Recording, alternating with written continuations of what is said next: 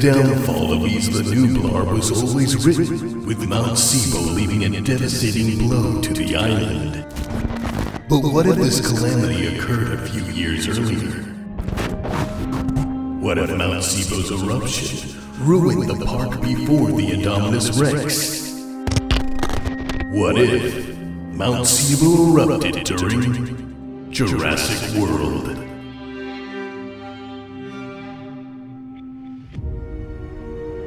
Chaos, containment, consequences.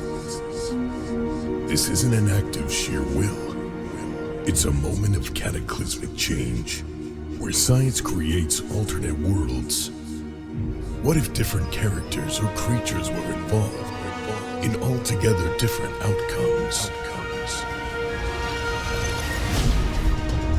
In this series, we will explore what could have been in a world of Jurassic possibilities. Join us on a journey 65 million years in the making as we explore the question, what if?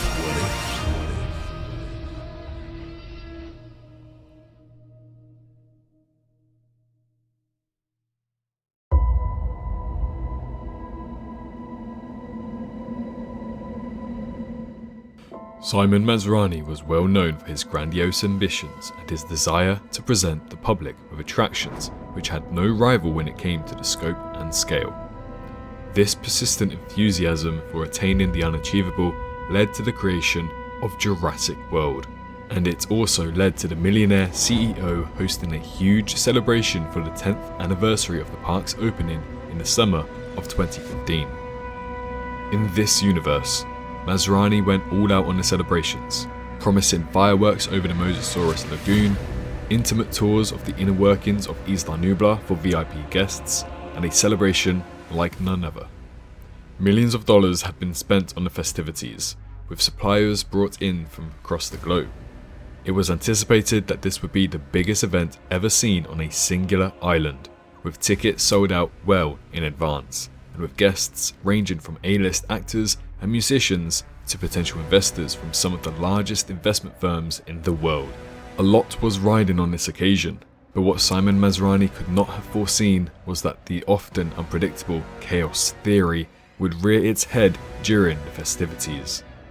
For years, scientists and volcanologists based on the island had been studying its dormant volcano, Mt Sibo.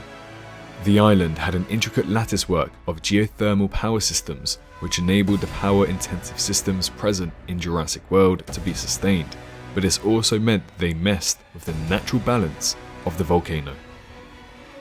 For many years, this volcano had been quiet, but it too was going to erupt in a chaotic commotion on Jurassic World's 10th birthday.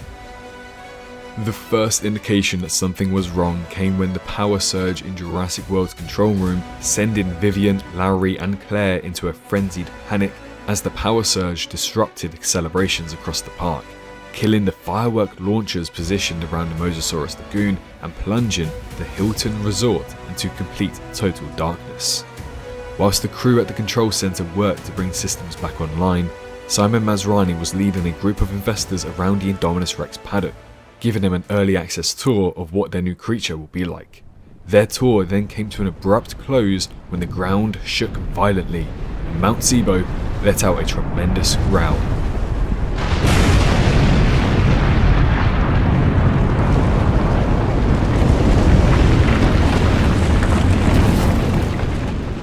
Sending lava flying into the skies of Isla Nublar.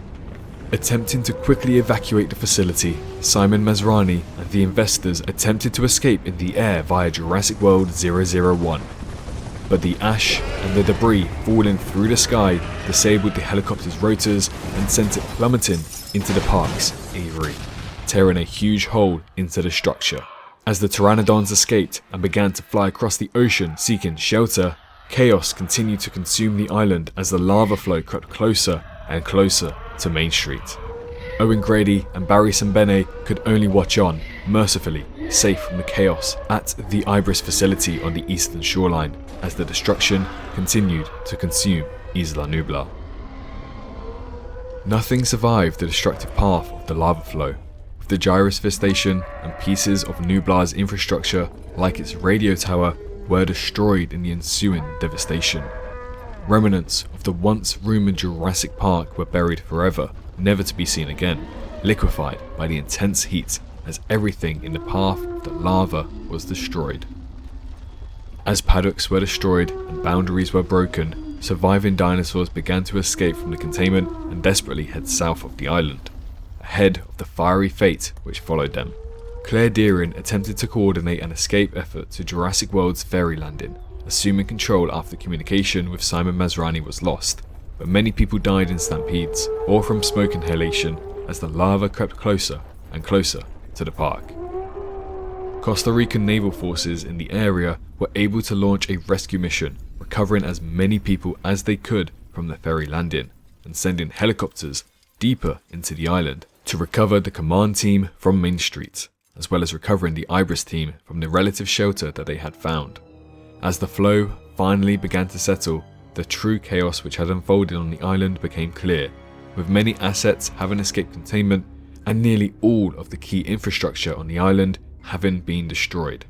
As the boats and the helicopters raced for sanctuary, they were forced to fend off angry pteranodons and dimorphodons which had escaped the island, and there were even reports of dinosaurs swimming around the waters around Isla Nublar. Many InGen personnel were missing as the calamity worsened, with Vic Hoskins, Zara Young and Dr. Henry Wu amongst the personnel unaccounted for. Liability for the incident was laid at the feet of Claire Deering and the other key leaders who survived the horrifying incident, and the remnants of the island were placed under quarantine by the Costa Rican authorities. Rumours then persisted about animals having survived the initial eruption, but the islands remained isolated and out of sight for many years. But what would happen if someone eventually made their way back to Isla Nublar? Is the ecosystem still thriving? Would anything have survived? And if so, will that ecosystem still be alive? For now, all we can wonder is, what if? What if?